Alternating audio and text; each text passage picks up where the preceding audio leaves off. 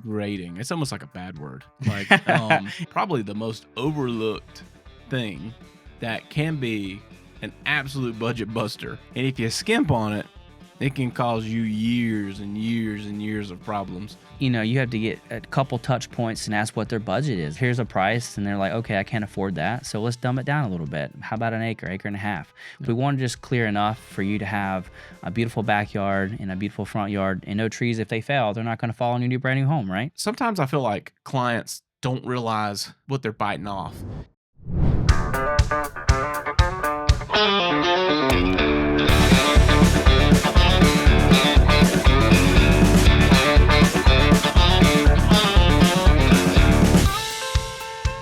What's up, brother? What's happening, man? How are you? I'm good, man. I'm good. I'm pumped to have you on the show to talk about probably the most overlooked thing that can be an absolute budget buster. And if you skimp on it, it can cause you years and years and years of problems. So take a second, man. Tell everybody who you are, your company, and what you do. Yeah, man. My name's Jeremy Holbrooks. I own Holbrooks Outdoor Solutions. We're a local grading contractor in the upstate, and we take you from your grading work, your clearing, all the way up to your flat work. So, yeah. That's cool, man. So talk a little bit about grading. It's almost like a bad word. Like It can be. Yeah, it can. No, you're right. It can be. And the thing is like I think a lot of times, especially what we do, right? We're not going in and mass grading communities on a regular basis. We're hitting up, Bob and Mary. They just received, 60 acres from their grandparents, or they just closed on a little 6-acre parcel, and they've got big dreams, and they want the house, and they always want it in the worst possible location, as far off the road as possible. Yeah.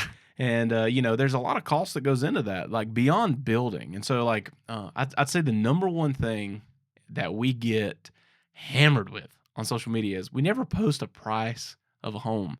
And every time we post anything, people say, price, what's the price? You never post the price. What's the price? Why do you not post the price? And I'm like, man, I can tell you what the home costs. And then when you come in and yours is $150,000 or $20,000 or just $2,500 more, you're going to say, well, that ain't what you told me. Yeah. And the thing is like we're building an entire home, and land is a big piece of that, man. That's the pre-construction. So like lean into that. Like what? Man, it's the key. It starts the process. we're the first ones on site. You have your site visits, and like you said perfectly, it could be in a hole. Like you have no idea. And these homeowners think, yeah, you can build there. In reality, when someone like us go out there and take a look at it, we have to break the news to them. Like, hey, this is probably not the best step or the best location to put this house. And like you said, there's so many variables, unsuitable soil, or they have their other, mom and pop guy come in and clear it and then bury the stumps in the area they want to build. It's so many variables, like you said. So, yeah. Well, I remember starting out, we started the company, and, the number one thing was people would come in and they would go through design. And I hear these stories still today about people's experiences with other builders. Not all of them. There's some really great builders out there. Yeah. Right? We're definitely not the only one in town. But a lot of times, builders are really good at what it costs them to construct. And sometimes they don't tell the whole story. We were guilty of this in the beginning too. Like we knew grading, right? And we would build in some percentage factors to kind of cover it. But one thing we noticed very quickly at the scale that we grew, with so many areas we build in, so many different types of terrain, and so many issues, part of our onboarding is the initial site visit. Now, when I send my project manager out there, he's not Jeremy, right? He's not going to have the same knowledge, deep understanding of the situation, but he knows not to build in a hole. Yeah. And he knows, like, when he pulls up on site and he pulls off the shoulder and, there's 14 acres of mature hardwoods just thick. And, and they're like, there's a pond somewhere on there too. And we're like, great. And so like just getting a general understanding, we can very quickly point them to, hey, we believe that you got a substantial amount of work here before we can even talk about construction. And the power of that onboarding is, and that initial site visit is, that could derail the whole thing. And used to, just like any other builder, we're so focused on what we do, we would find ourselves, a couple months into the process, we've got plans, we've got all the pretty stuff done, and then we call you to go out, and you call us. You're on a mountain in Western North Carolina, and you're like, guys, I need a helicopter to get up here. Yeah, yeah, yeah. And we're like, oh no. Yeah, And for so sure. then you're coming back into the picture with this big budget breaking thing to where now we make a big effort on the front end to get all this stuff kind of hammered out. So let's use this time to tell people who are thinking about building, and I don't care if you're going to build a barn with us, I hope you do, but whether you're just thinking about building on your own land, you show up, because there is a point in the system where we call you up to go out and inspect it, and at that point, you're not just going out there blind either. We've got a stake where the home location is going to be. You've got a general idea of the plans of the home and how big the pad's going to be and the soils and things like that. So like walk people through that process. Like when you pull up to raw dirt, and you can speak from experience here, what are the steps that you're going through to kind of get that idea of what this thing's going to cost on the front end?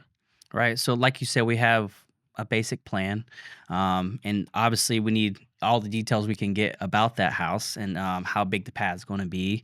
If they have soil testing, great. If not, we offer the kind of do a test pit to see kind of soil we're working with, how deep the topsoil is. If it's in a hole, we have hardwood, like whatever trees, we got to clear it, grade it. What are we actually doing here? And basically, we like to have 2 stakes out. Basically, we take our transit out. We take some measurements on our cut and fill. And I think on the Barndo side, we're not using dirt on site anymore. We're bringing dirt in. So that's been a huge help as well on your side of things. And basically, we go Pause from right there. for a second, because I don't want to lose that. Yeah. Dirt. Somebody comes to the table, they got 20 acres of land, and they're like, why do you need to bring in dirt? You said it. How deep's the topsoil? So just talk about that, like trying to stabilize that pad where this massive home's going to sit, with thousands of pounds of material on top of it. Yeah, well, first you want to strip the topsoil and get down a good red clay, and sometimes you hit rock. I mean, you just don't know. There's so many variables in grading that that's why you do the test pits and you do all these extra tests to figure out what kind of soil we're working with. Because we don't want to get in the project and we hit rock and there's no line item, there's no clause in there. But while we don't use dirt on site, we could, if we found some good, if they want to pay or have someone come out, do a lot of test pits around the property and find good dirt. But the way in production side, we have to get in and get out. So we like to bring in dirt, good compactable dirt. We know the compaction rate of it as well. And this kind of gives us a better product as well. Yeah. And so like you go in and find 2 foot of topsoil. What's the process? Like what are you doing from that point? Basically, if you have a 60 by 80 pad, you're stripping the whole thing and getting down to good red clay. And that's why I hark on my builders is basically we need to come out there and do a test pit to figure out what we're working with to better give you a quote for this. Because normally it's 6 inches, 8 inches, but if we get in the process and it's 2-3 feet of topsoil, okay, you have to count for that to bring that grade back up. Yeah. Well, and that's where the dirt comes in. Yeah. Right. There's several scenarios here where dirt comes into play, but the number one question is, well, why do you need dirt? I don't understand. And look, you shouldn't understand. You're not a builder. You've never done this, or maybe you've done it before, but you don't understand it. And so we're trying to educate you as well. When you go in there and you strip that out, you got to bring in that good compactable dirt to build it back up. You don't just shave it down, right, and then start building, below grade. You can't do that. So, like, you got to bring it back in. Another thing, like, our standard is we want to do monolithic slabs as often as possible, right? Sometimes that takes a lot of cut. The other times, you got elevation changes where maybe that's not even possible, or we have to bring in a bunch of dirt to build up a substantially larger pad than needed so that you can have some kind of a yard around it, or we go in and we end up doing, a stem wall. Right. And then you got to bring in dirt to fill in. Yeah. There's so many variables. I mean, you said it perfectly. I mean, we like to do a slab in your scenario. We have stepped into some stem walls. So it's just so many variables. And the more information you can have on that plan, the site visit is really key to our success. Trying to get in and get out, and more information. Yep. So beyond pad, right? You roll up on the job. You're not there just to make us a pad out in the middle of the field. What are some other things that are going into that? Man, it could be overhead power lines. Can I get machines in here? If we're going into a field, is there a creek we have to get over? Do we have to put a concrete? How are we going to get trucks in and out of here? Yep. Basically looking at, can we build here? I mean, like you said, is it in a hole? They're on a budget. Okay. If they have like 20 acres of land, can we move the house somewhere in a better location that they did not think about? Right. A pond, too close to a pond, or they have the water table isn't good in a flood zone. They just don't know. You have, like you said, educate these clients. Hey, this might not be a good idea. We might need to move it. Which is, again, points back to the value of onboard. Because when you onboard, it's not just like you're paying a deposit. For us, you're buying a service that says, whether you build with us or not, we're going to give you all the basic information so that you can have success with whatever way you choose to proceed. And we ask for a lot of documentation, right? And that comes from experience, but surveys are very, very important, and like getting those surveys, we can see a lot of things on the survey, right? We could see if they're in a 100-year floodplain, right? We could see if they're in other floodplains. We can also see, you're talking about streams on property or something. If it's delineated, meaning it shows up on the map, we have to create an impoundment to go across it. Yeah. And now you got EPA regulations. You got all kinds of things that factor into working the dirt to set the tone to build the home. And, there's just so much that goes into it that I don't think a lot of people really grasp how important it is or how expensive it is. I remember early on, it was a build that we did up in, I think it was near Travelers Rest. It was basically on a mountain, the Braswell family. And I mean, we had that thing basically had a basement, even though it was a stem wall. It could have been a basement, know. But to do that, it was a massive process. One was he hired a grader. The grader came in and was just knocking things down. He has no idea. He didn't even have a plan to go off of. He's just out there doing what. Hey, I'm getting paid to do this, and I don't think it was malicious. I just think, no.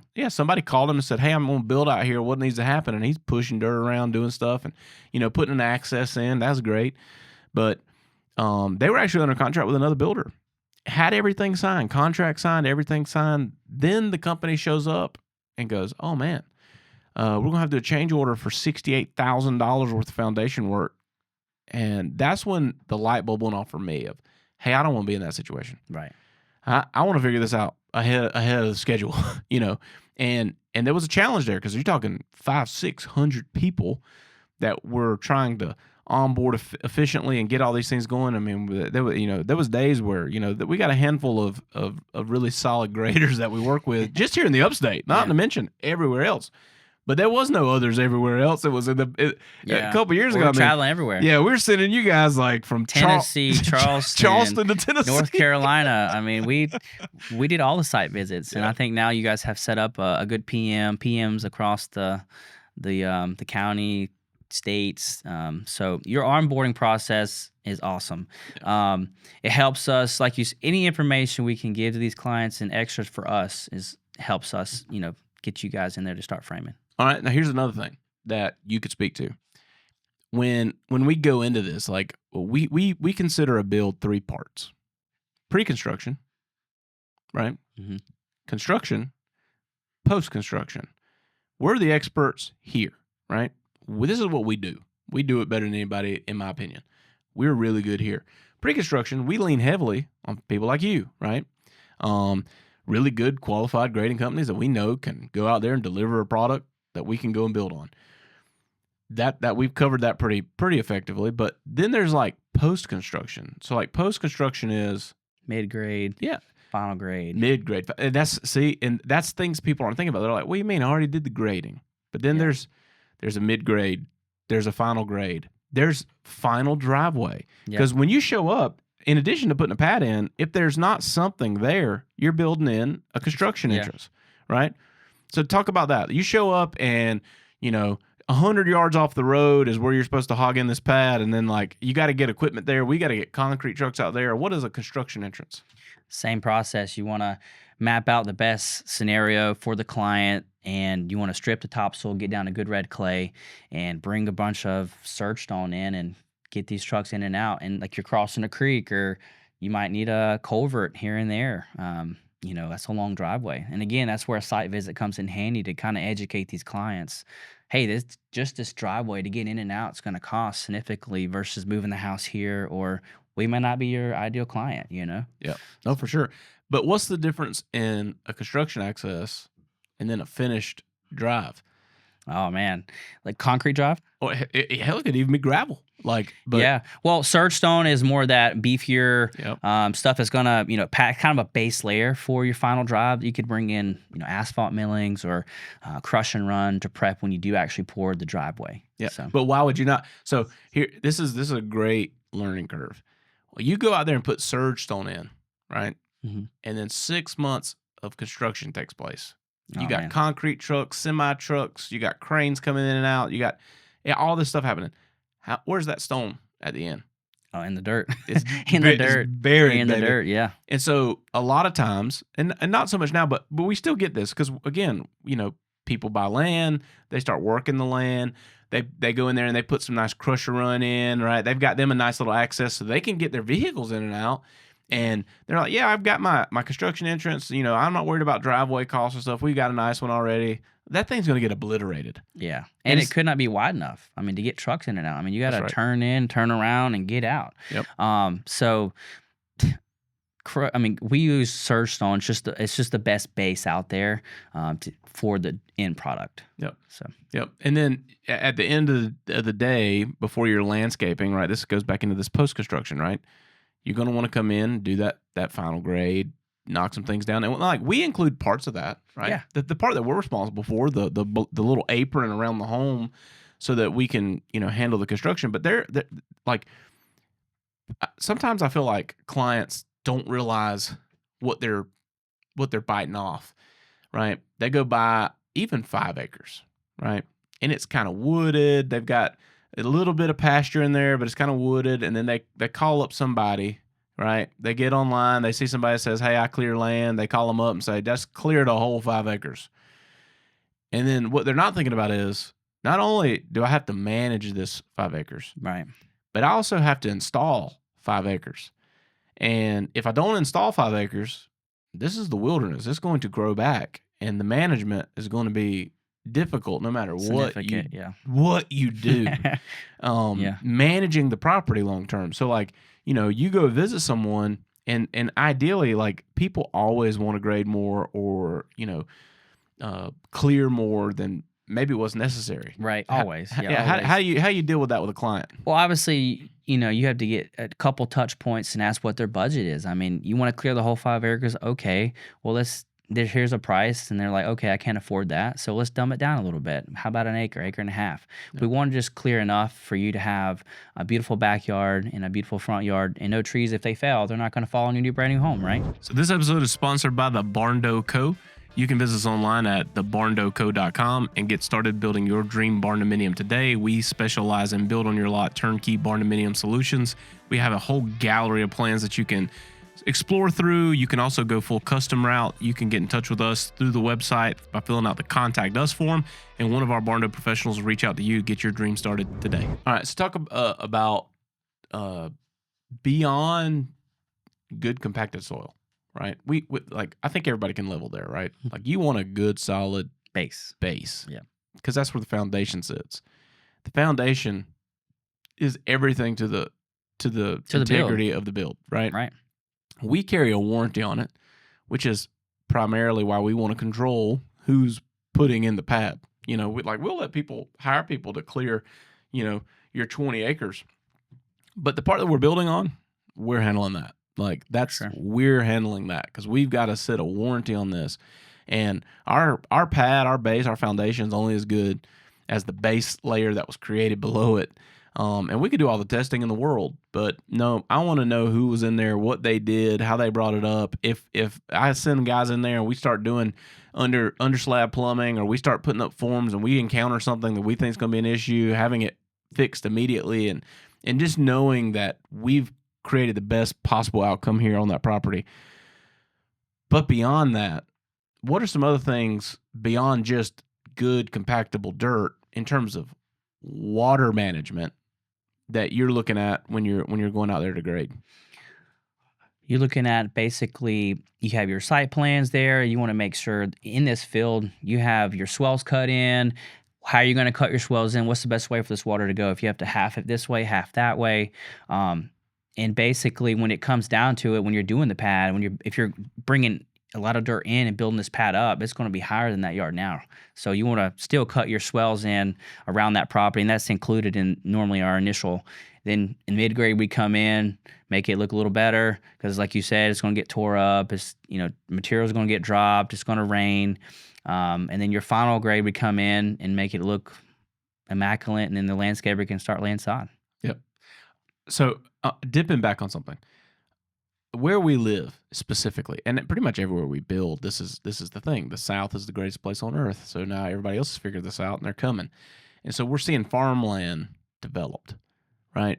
All these little 3 and 5 acre parcels, most of them were cut out of 100, 200, 500, 600 acre tracts of land.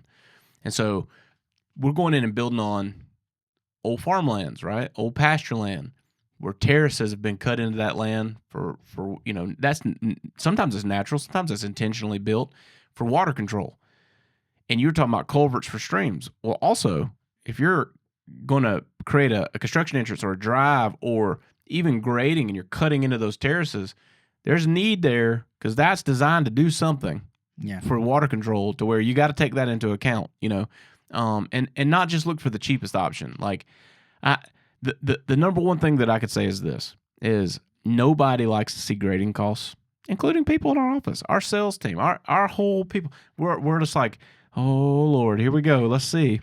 But without it, it's impossible. It's impossible. Like if you want to have a great set of expectations and your experience aligns with those expectations, then you should expect grading is going to cost more than you thought it did. It's not going to be as simple as you think it is, right? And it's going to be a pain point to your build. Now, I will say, in the upstate of South Carolina, we have it pretty good. Yeah, we have it pretty good. We got really good soil. We got good clay. We down to Somerville, man. It's yeah, it's hard. It's a whole different world down there. Yes, or up there. Yeah. It's a soil, the moisture content, all that in that sandy dirt, and you're gonna hit water as you dig down to find good dirt, and then it's gonna rain, and it's hard. That's a whole nother podcast about that, Yep. So and you're trying to create the high point. Yeah, you're trying to create the high point for where you build, and that's no matter where you're building, anywhere you want to be at the high point. And if the high point's over there and you want the home here, then you got to create a high point. Oh, yeah. And that's doing a couple things. One is keeping natural water from entering the home, but also it's providing gravity for sanitary waste, all these things. So there's so much that goes into this. And you talked about Somerville. I mean, the number one thing in Somerville is this: because of the water table and because of that, like septics in Somerville, they may be inches below the ground. Yeah. Right? Inches. Well, the only way you're going to get that to feed naturally is you got to build the pad way up for the house or install a pump. Like all these things hinge on one another, pretty drastically. So I just trying to paint a picture for you of like what to expect no matter where you're at. You go to East Tennessee, you're building with us in East Tennessee, your enemy there, limestone, because, we show up, it looks beautiful, it looks great. They drop a blade on it and they hit limestone. Yeah. You just dropped into the hundreds of thousands, at least the high tens of thousands to get that all pulled out so that they can do what they need to do to get that thing buildable. Now, there are other ways to tackle it, right? Foundation changes, things like that. But these are just things that nobody knows. We don't know it. You don't know it. It's not until we go out there and we peel the lid back and we see what's in there, right? Like you were Yeah. talking about people burying stuff. Like I remember very early on, we had a build where there was an old farmhouse there, and they went and got a demolition permit that had to be removed before we could build the new home. And they had their home that their primary residence was already on the property, and they had this old one. And they wanted to push it down and build this small little cottage barndo. It was the elderberry plant actually, and so they hired a demo crew to come in. They demoed everything down, and that demo crew said, "Hey, we'll go ahead and do the grading too." And they did all the grading, had everything there, and we show up to start, digging footers, and hit a refrigerator, and then hit all the debris from the home where they dug a hole, pushed it Yeah. in it, buried it with some dirt, and that turned out to be a nightmare for that client. Like that was, unexpected. But again, that's where this trade had no communication with this trade.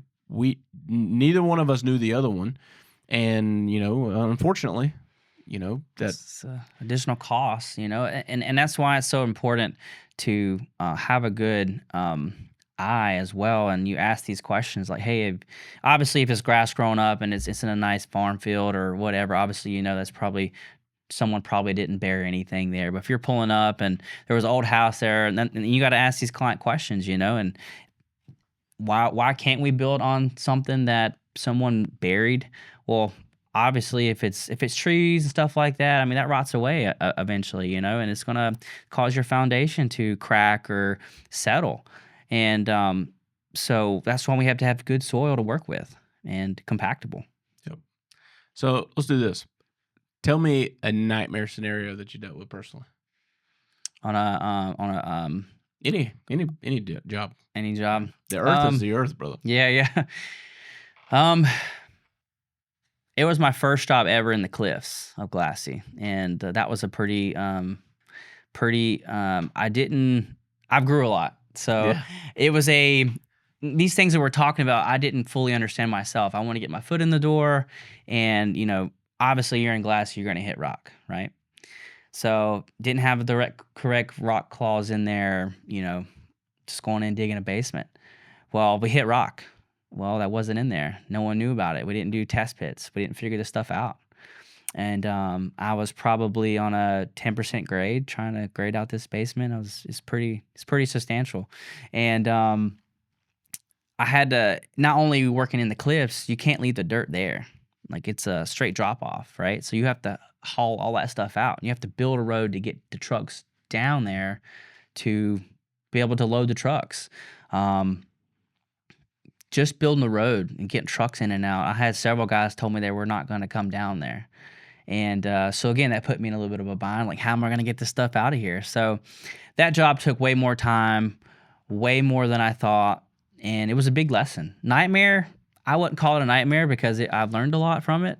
But it was a nightmare trying to finish the job. And you got weather, you got rain. This isn't like working on flat ground. This is a pretty substantial grade. You got to have some skills to get down in and out. So Yeah.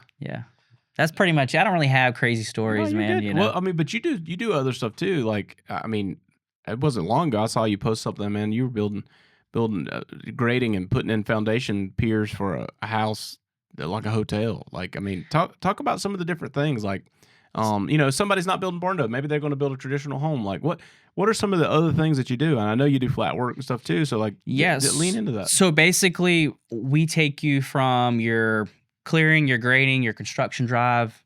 If you're digging a basement, we dig your basement for you. We dig your footings for that basement, and you hire your contractor to come in and pour your walls. Then we'll come back and pour your slab. Doing a crawl space, we've done masonry work and your brickwork. So when we leave, you can start framing from there. And mid-grade, final grade, stuff like that, backfilling. We do stem wall work, which same thing as a process as your crawl space. Come in and digging your footings, doing your masonry work. We fill the masonry CM block, come back and fill in that area, 4 inches of gravel, pour your slab. So that's basically us. One-stop shop team. Let me ask you this. What's been one of the coolest projects you've worked on? I would have to say that basement job. Like after looking at it, honestly, it looked great. It looked I got a lot of compliments on it, even though like I didn't know what I was doing, but it turned out really well. And that was probably our most hyped job. Like it was awesome. That is awesome. Well, you get excited over dirt. I Like, do. I love it. I yeah. love the process, like seeing like having a client come in and like really thinking, not really, they can't see like vision the house being here, and I can see it.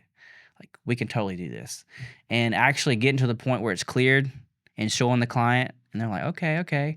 Then okay, we cut in the pad or dig the basement, and they're like, wow.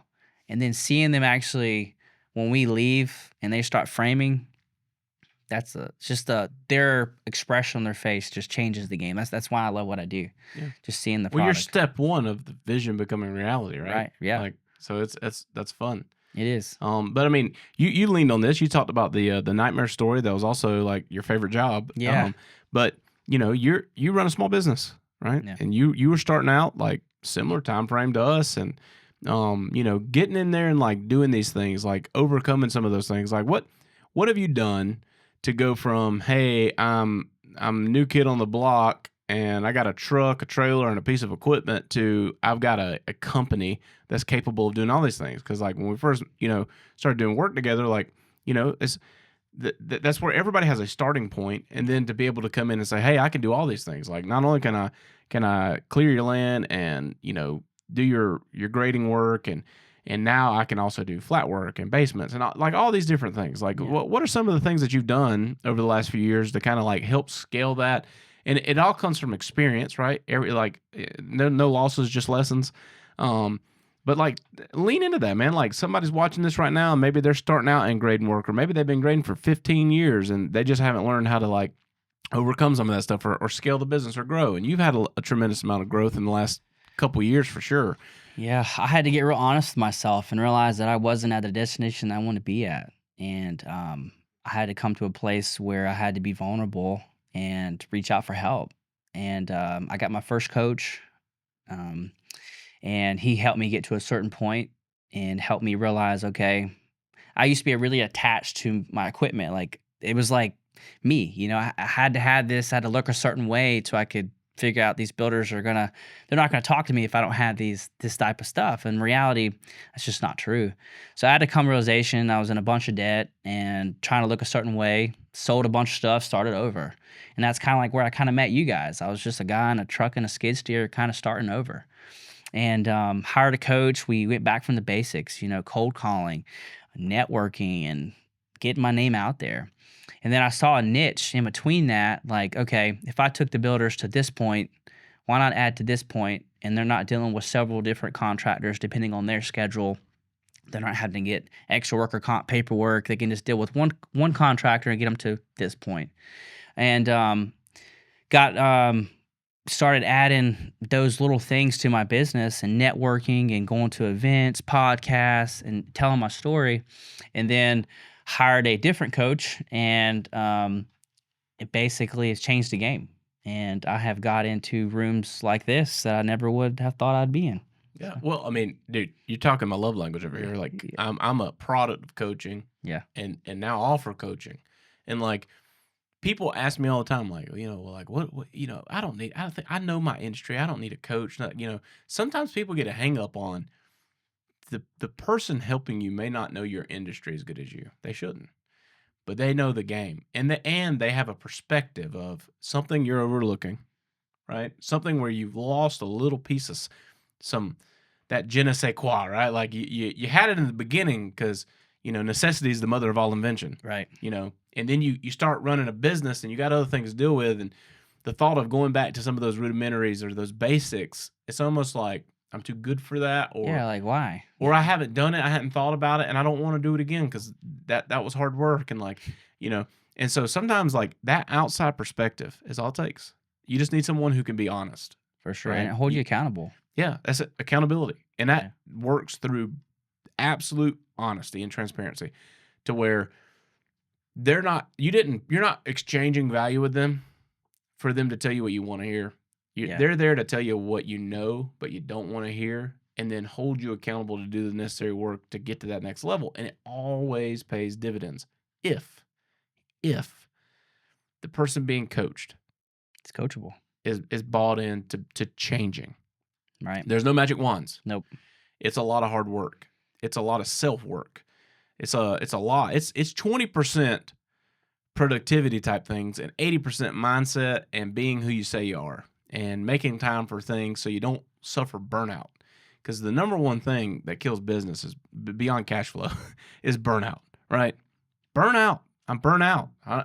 Like, you want me to go cold call people? Yeah. I don't even like my company, you know? Like, For and sure. so coaching is one of those things. And I can tell you this from, the early days of working with you to what you accomplish and what you're doing now, night and day different, right? And I respect it because I've been both, right? I've been the new kid on the block, and then I've been on the other side of it where I've invested a lot of time, energy, and money into becoming the best version of myself to build the best business that I could build so that I could service more people and service them the best way possible. And it pays dividends, man. And so, like, the work pays off, and that, we sit in this room to talk about this because right? And we know as a company, like, if we have a client on boards and they're over here and we call you up and, like, your name gets called, we build so many that we're leaning on several people. But Yeah. I say, hey, Jeremy, I need you to go look at this. You're going to come back. We trust the process. We trust it because we know that you've put in the time, attention, dedication to be the best at what you do. And that's what we want, right? We want to be the best, and we can't be the best unless we're constantly seeking out the best. And so I'm proud of you, man. I'm Yeah. proud of Holbrooks, I and appreciate that. we have come a long way, and it's if you're listening to this and you're starting your grading company, or you're in a hole and you think there's no way out of it, I promise you there's a way out of it. Like you said, the best version of yourself, the money will come, the work will come. If you see someone showing up and hiring coaches or just killing it in the game, it's they had become real vulnerable at some point in their life to reach out for help. And that's me. Like, I was at a place I was burnt out, and I was like, my marriage was not going good. I'm not being the best husband, the best father. So it was all changing everything about me to become, the best version of myself. And I appreciate you guys a lot. So. Yeah, dude. Well, the first coach I ever hired, he tagged this to me, and he may have stole it from somebody, but in my book, he gets the credit, is businessman, then business plan. Because you will always be your biggest obstacle, right? Like, if you're not the best version of yourself, you don't love yourself, and you don't have it figured out, and you're not showing up for your wife or your kids or your friends or your family or your coworkers or your employees or anybody to the full extent of what you can, it's impossible for you to do this. Like, more jobs, more money is just going to make you a bigger version of the monster you become, and bad habits get multiplied and exemplified. Versus when you get to that point of vulnerability where you're like, I don't got this figured out, I need somebody to help me. Yeah. And they kick you in the teeth, right? Because a good coach is going to kick you in the teeth. Oh, yeah. And when they do, the person that you become on the other side of that is capable and qualified to step in and grow something like that. And that's the piece. That's the hang up. Like, there's no magic wand. No, hell no. It's you realizing that, okay, if they can do it, I can do it. And it just takes, like, like you said, you are your biggest critic. And when you come to a point where you're like, okay, I'm going to do this, it may take 1 year, 3 years, 5 years, 10. It could take 10, right? But you're investing yourself daily, and in all aspects of business. So I think that coaching has changed the game, and people underestimate you becoming vulnerable and asking for help. It's not it's okay to be vulnerable, basically. Well, the funny part is like, you were alluding to this earlier, like, you had this idea of what was necessary, how I need to look. And so, like, equipment, you'd never even hesitate, right? Nah. Oh, that big dump truck and this big dozer and this big trailer, I need 200 grand, no big deal. 20 grand to get better, become a better version of myself. No, I can't afford that. Like, that's what blows my mind. Like, I mean, I'm gonna go buy this. Like, you think you need this other stuff, and you don't. And then when a coach tells you, hey, it's this much for my time, or like for me to help you get to where you want to be, and you're like, wow, man, that's a lot of money. I don't know if I can do that. I can't afford that. And honestly, that was me too. Like, it wasn't. I knew I need help, and then you're like, wow, I don't know if I can afford that. Then you start breaking it down. Okay, Actually, I can afford it, and they know you can afford it. You just have to be vulnerable Well, it's because and it's tell. really not that expensive. Look, It's I've wrote checks. I've wrote checks for upwards of 75 grand for a face-to-face meeting with somebody. yeah, Why? Because I know that he has what I need, and if I spend a few hours with them, I'm gonna get that information. It's up to me to turn it in something, yeah. right? It's not like I'm buying their time to come in and make and do the work for me.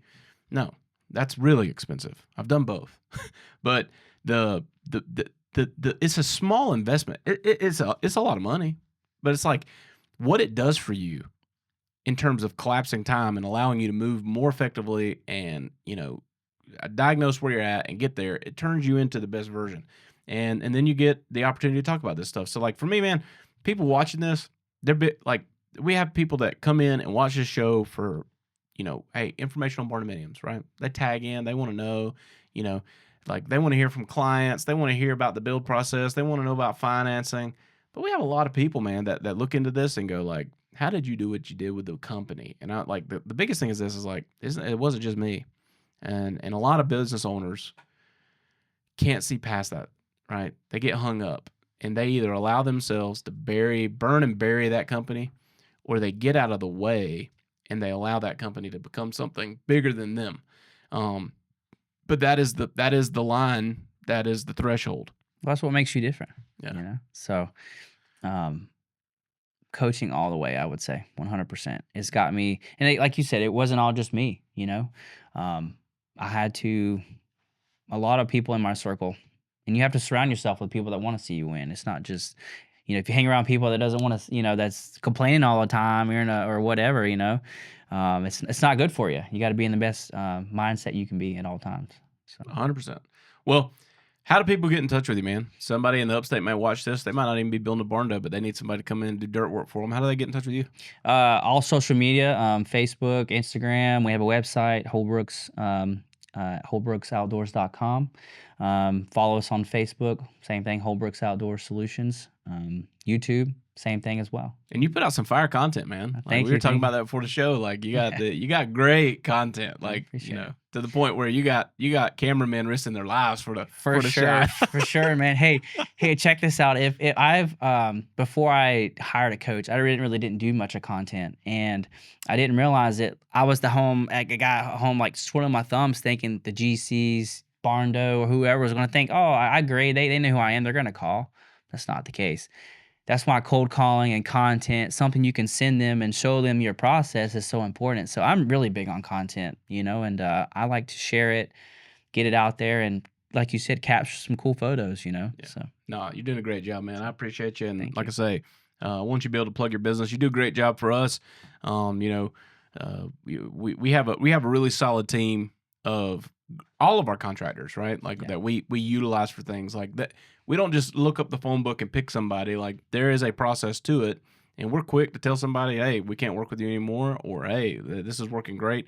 And we have a lot of demands, right? And sometimes we get good feedback from the contractor of like, well, I could do all of that if you'd give me this information, right? Yeah. You were one of them. Yeah. And we will. Like we are in constant evolution of improving everything that we do, from the product to the process to the people. We want to get better all the time, and so we listen, and we try to implement it as much as we can. And that's kind of the thing. And like we like working with people that share that value and invest in themselves and want to go out and build something big. And I think you're doing a great job, and would feel confident sending you out to anybody that that's working with us, and would recommend you to people online watching if they're looking for somebody. If he does a bad job, just push him off in the hole. Don't call me. Nah. But no, man, I appreciate you coming on the show and shedding a little light to this, because, again, grading is one of those things that no one's thinking about, but is single-handedly probably one of the most important pieces of the game. It is. I 100% think it's the most important. Your foundation's what carries the load bearing and walls, and I mean this is your key to success. I mean you're gonna live here for years. You don't want it settling and cracking and calling the builder like, hey, what's going on with my house, right? So it's key. Yeah, man. Well, appreciate you coming on the show. Yeah. It's great talking to you. And if you guys have any more questions about dirt, drop them in the comments. We'll try to circle back and answer them. We're going to talk more about dirt in the future because it's super important. And this is the first time we've done an exclusive episode about it. So I appreciate you, man. Thank you so much. And we'll see you guys next week.